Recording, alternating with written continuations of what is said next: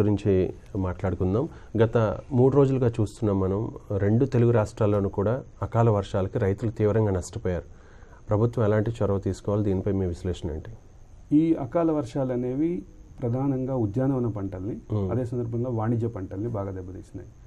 కొన్ని ప్రాంతాల్లో వరి కూడా కరెక్ట్గా మనం వేసవిలో పండించేటువంటి రెండో పంట వరి, కొన్ని ప్రాంతాల్లో పొట్ట మీద ఉన్న దశ, కొన్ని ప్రాంతాల్లో కోసిన మెదలు మనకి తడిసిపోయిన పరిస్థితి ఇవన్నీ చూస్తున్నాం.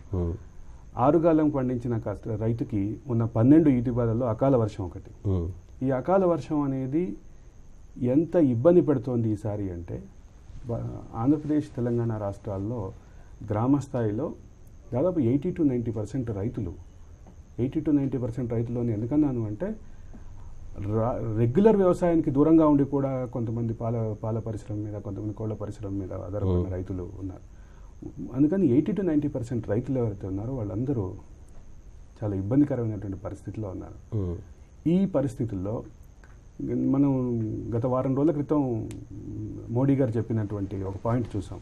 50% మనం పంట నష్టం 50% పెంపుతాం, అది భారత్ ఆర్థిక భారమైనా కూడా అది మా బాధ్యత, మేము చేయాల్సినటువంటి కర్తవ్యం కూడా.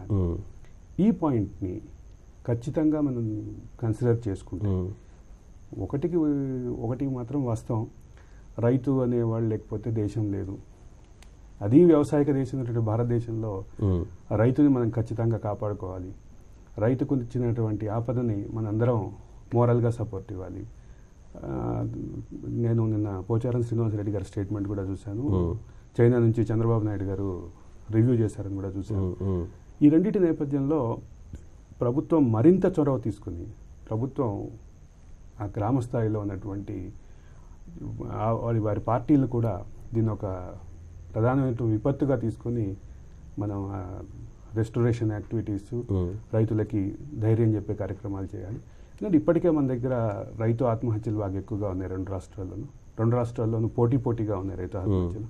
ఆ నేపథ్యంలో ఆ గ్రామ స్థాయిలో ఉన్నటువంటి పార్టీ నాయకత్వం కూడా ఆ రకంగా పనిచేస్తున్న అవసరం ఉంది. ఆ రకంగా అధికార పార్టీలు, ప్రతిపక్ష పార్టీలు తమ కార్యకర్తలకు కూడా ఆ రకమైనటువంటి డైరెక్షన్ ఇచ్చి వర్క్ చేయించాల్సినటువంటి పని అయితే ఉంది. ముఖ్యంగా ఉద్యానవన పంటలు అంటే వరి పండించిన రైతుకి ఒక నష్టం. వరి పండించిన రైతు ఈ సంవత్సరం నష్టం, ప్రస్తుత పంట నష్టం. దానివల్ల ఆర్థికమైనటువంటి భారం ఉంటుంది. దాని ఆర్థిక భారాన్ని ఈరోజు ప్రభుత్వం కొంతవరకు కాంపెన్సేట్ చేస్తుంది, కొంతవరకు రైతు నష్టపోవాల్సి ఉంటుంది. అయినా ఉద్యానవన పంటలు మరీ ఇబ్బందికరమైన పరిస్థితి. కొన్ని చోట్ల అరటి తోట పడిపోయిన చూస్తున్నాం, బొప్పాయి పడిపోయిన చూస్తున్నాం. బొప్పాయి ఒక స్టేజ్కి రావాలంటే ఒక సంవత్సరంన్నర పాటు అది పండిన తర్వాతే ఆ స్టేజ్కి వస్తుంది.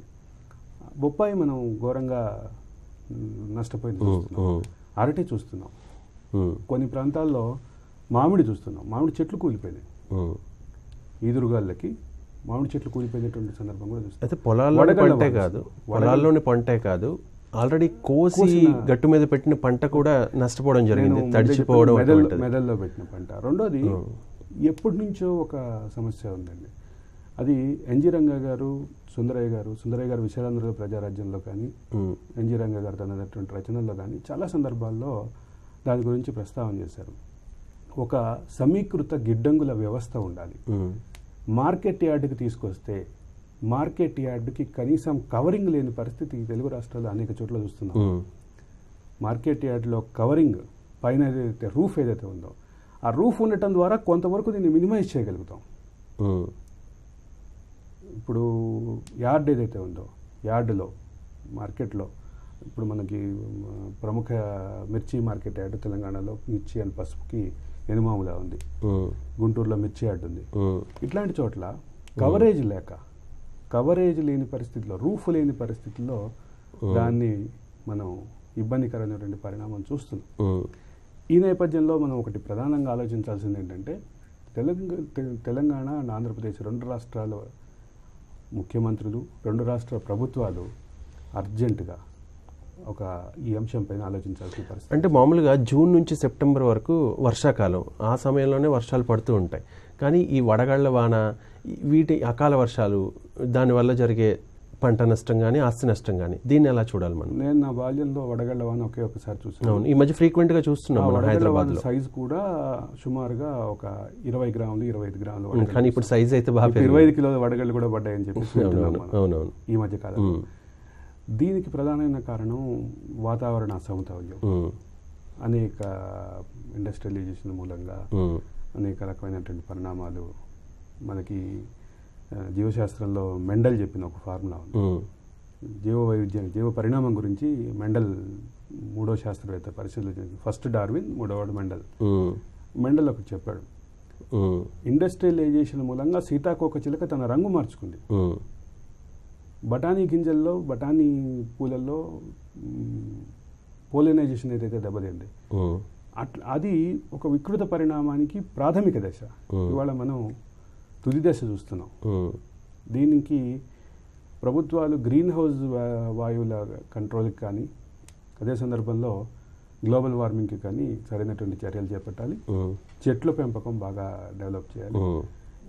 ఈ వర్షాలు, అకాల వర్షాలు ఏదైతే ఉన్నాయో భారతదేశంలో ముఖ్యంగా తెలంగాణ, ఆంధ్రప్రదేశ్ రాష్ట్రాల్లో ఏదైతే గిడ్డంగుల వ్యవస్థని డెవలప్ చేయడానికి, మార్కెట్ యార్డుల్లో రక్షణ, వర్షం నుంచి రక్షణ వ్యవస్థను ఏర్పాటు చేయడానికి అవసరమైన దిశగా ప్రభుత్వాన్ని అంటే ఇప్పటికే రైతులు చాలా ఇబ్బందులు ఉన్నారు చాలా విషయాల్లో.